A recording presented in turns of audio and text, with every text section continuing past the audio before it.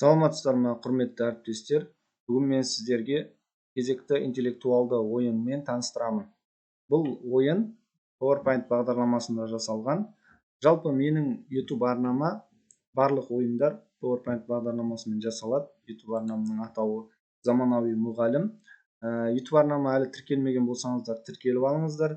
Өйткені алдағы уақытта бұдан да көп интеллектуалды ойындар және қызықты әдіс-тәсілдер YouTube арнама саламын.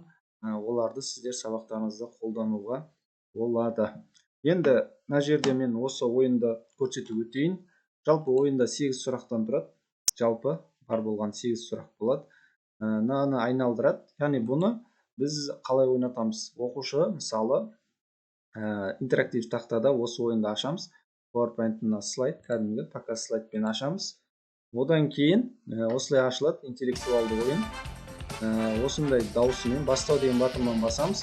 Оқушы шығады, кез келген бір оқушыны шығарып, айналдыру деген батырманы басамыз.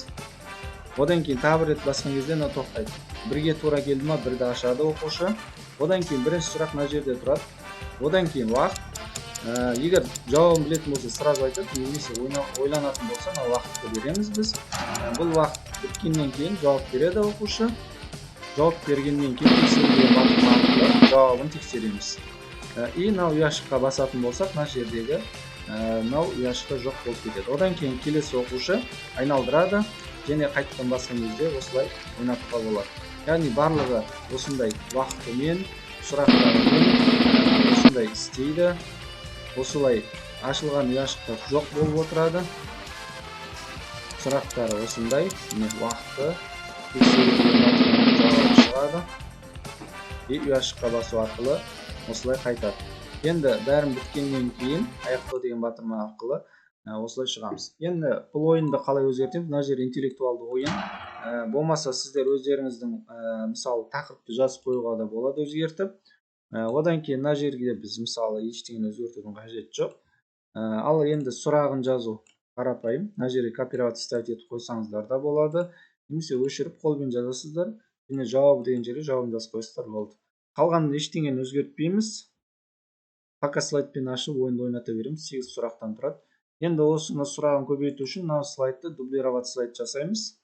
Одан кейін мына жерде қалған 8 сұрақтың несін мына жерде бит дегенге басып, мынаған қойып, копировать етіп аламыз, мынаған дейін.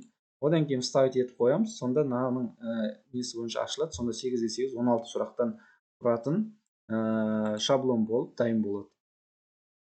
Яғни сұрағын көбейту керек болса сіздерге, яғни оқушы көп болатын болса 16 сұрақты етіп те осылай бөлек етіп ойнатуға болады. Болмаса дәл осы слайдты сохранить как деп мына жерден басқа неде папкаға сохранить етіп, атауын басқаша етіп сохранить етсеңіздер бөлек болады. 2 слайдты ашып, осы ойында сол оқушыларға әртүрлі сұрақтармен ойнатуға да болады.